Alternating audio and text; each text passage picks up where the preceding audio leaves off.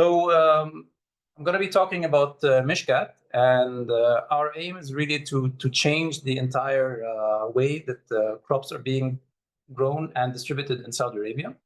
And we want to do that through pioneering technologies and innovations in our business model.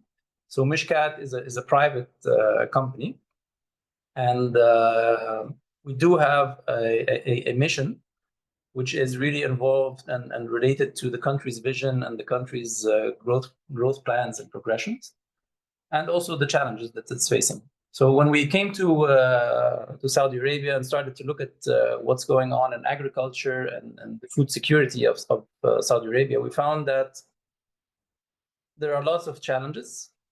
And because of these challenges, historically, Saudi Arabia was not able to really grow a lot of its own food production. So, for example, in terms of arable land, Saudi Arabia has only 1.6% of arable land compared to around 11% for the global average.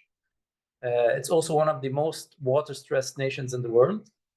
And of course, being in a desert, it also has a lot of extreme climates. So it's very, very high temperatures, very high humidity close to the coast. So a lot of environmental challenges for production, which meant that historically, there's no experience in agriculture in Saudi Arabia. And the solution for Saudi Arabia to close that gap was to import food from other countries. And today, around more than 70% of the fresh food is imported in Saudi Arabia. So looking at how we could maybe reduce that gap, we started thinking about technology. And does the technology exist today that would allow agriculture in Saudi Arabia to be sustainable and also profitable? Because when you're talking to farmers, profit is a very, very important thing for the continuation of this project. So we looked at controlled environment agriculture, which is like greenhouses and vertical farming technologies.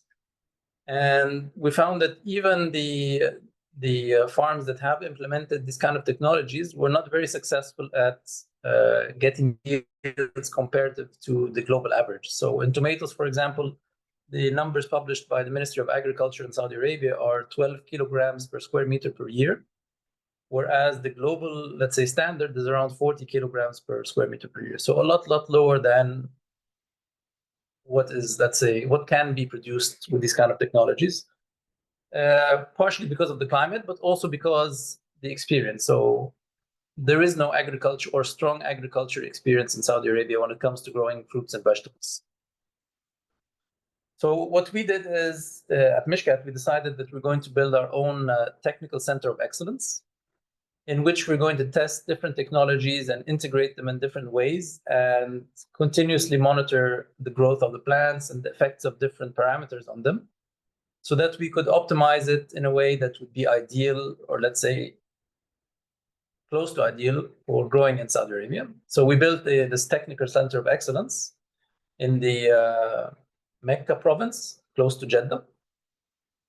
So we have 5 different agricultural zones. So we test like different technologies, like the glass house.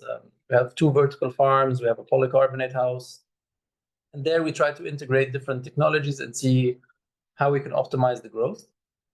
So we've been able to achieve like different system integrations that allow us to grow sustainably in an energy efficient way.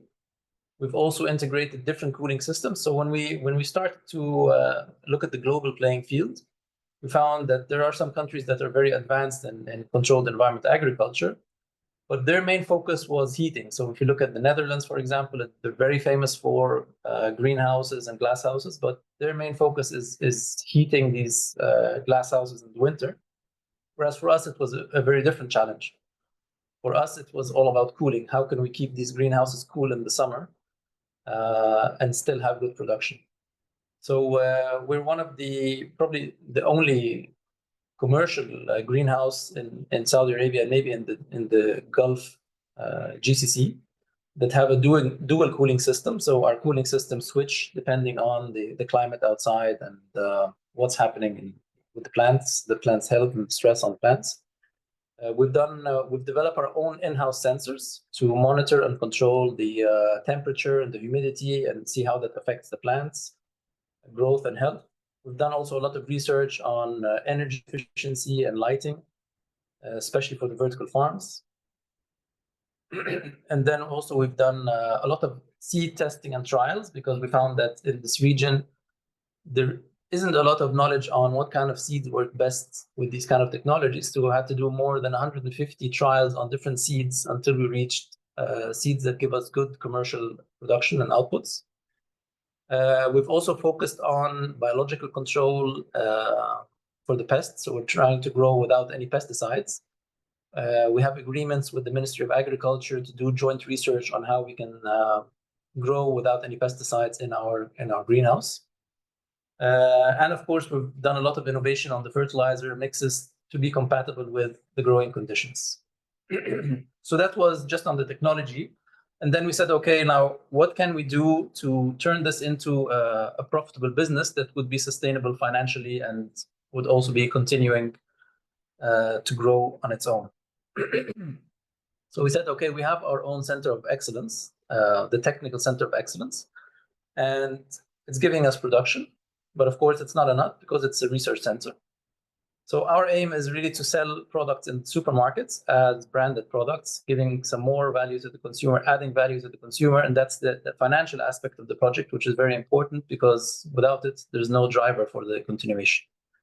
So how are we going to get more products other than our own center of excellence was through collaboration with other farms. So we found that we have a lot of know-how in operations, and that's something that is missing in the region. So we want to work with other farms, provide them with information and technical expertise so that they can upgrade their farming capabilities, and then we also help them with the sales and the marketing.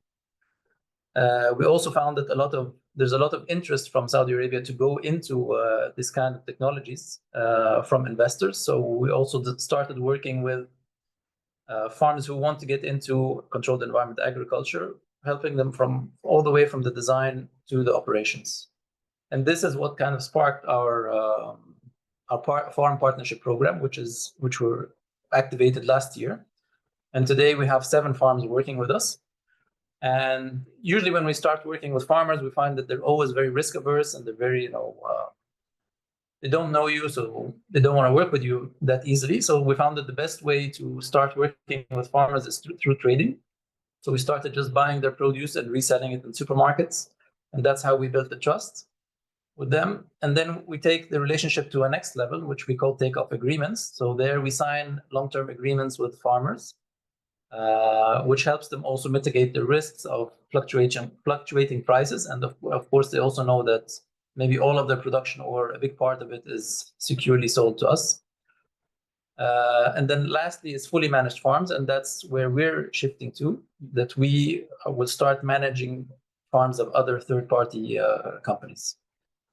And this is, let's say, the long-term vision for us, that we would be managing multiple farms here in Saudi Arabia or possibly the GCC region, helping them with technical know-how, expertise, seed know-how, operational experience, and of course, marketing.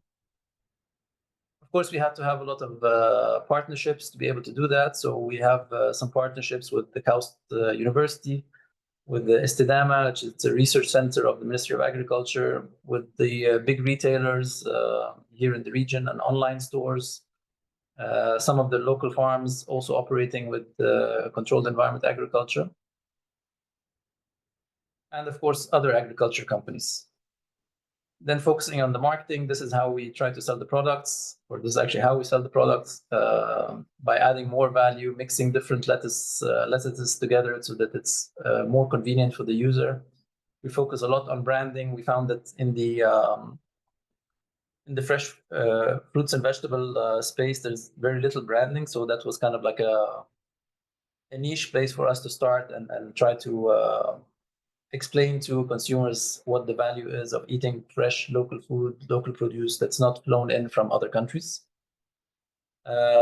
Also, our entire website and social media engagement is very focused on consumer on the consumer, what they want. We have different collaborations with young chefs to create recipes from the local dishes using our ingredients and changing the local dishes a little bit, tweaking them to include our ingredients in them.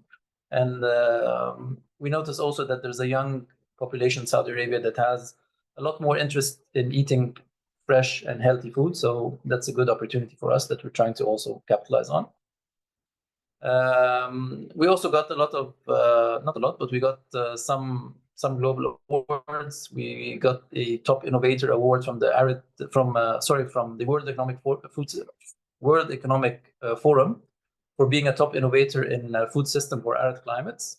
And this year, also another one of our colleagues, Azza Baghdadi, was awarded by Synergos and Majid organization for the Pioneers of Saudi Arabia program. So we're very happy about that. So I'm not the only Synergos fellow in MISHKAT.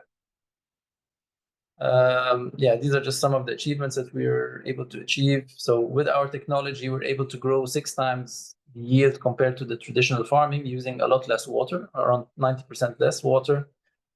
We have agreements with different companies, different institutions like the KAUST University and Estidama. We have a cost-efficient innovation hub in Egypt, where we try to develop different technologies and sensors and control systems.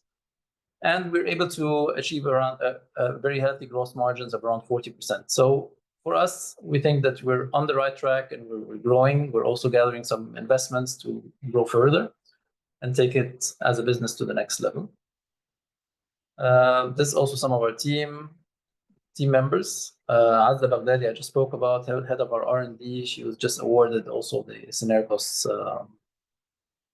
is also now a Synergos fellow through the Pioneers of Saudi Arabia program. So that's it.